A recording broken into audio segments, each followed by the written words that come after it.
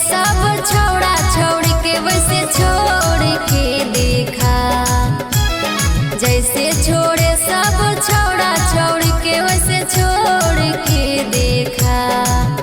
हरे असल के बेटा ही ता हमर दिलवा तोड़ के देखा।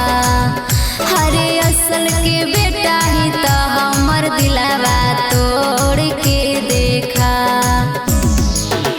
अरे जैसे सब छौड़ा मोड़े मुँह तू मुँह मोड़ के देखा। जैसे सब छौड़ा मोड़े मुँह तू मुँह मोड़ के देखा।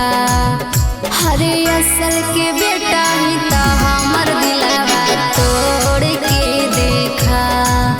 हरे असल के बेटा ही ता हमर दिलवा तोड़ के देखा।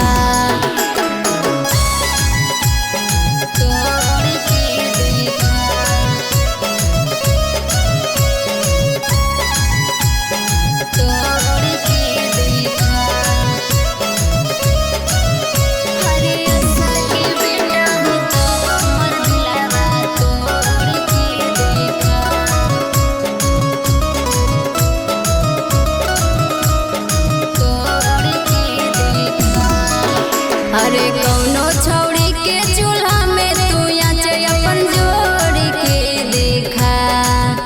अरे कौनो छौड़ी के चूल्हा में तू आँच अपन जोड़ के देखा। हरे असल के बेटा ही तो हमर दिलवा तोड़ के देखा। हरे असल के बेटा ही तो हमर दिलवा तोड़ के देखा।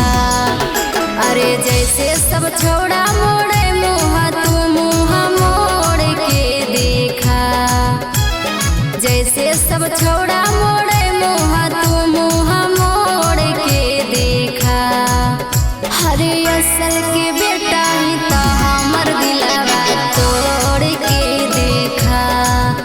हरे असल के बेटा ही तो हमर दिलवा तोड़ के देखा।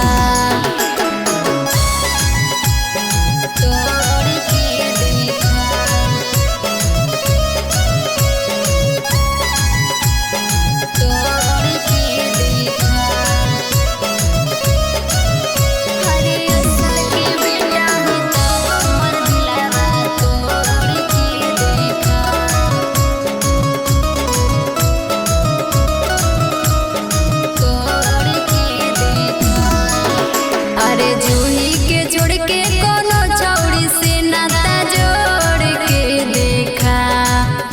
अरे जूही के जोड़ के कोनो छौड़ी से नाता जोड़ के देखा।